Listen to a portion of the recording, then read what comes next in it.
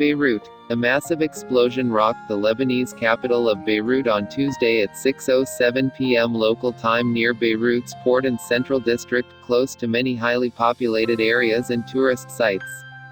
Nearby landmarks include the historic Martyrs Square, the Gemeza and Mar Mikhail neighborhoods, fixtures of the Beirut bar scene, the landmark Muhammad Al Amin Mosque, Grand Serail, the Government Place and Babda Palace. The blast has been linked to a large supply of confiscated and potentially unsecured explosive material, stored in a warehouse at the city's port close to populated areas.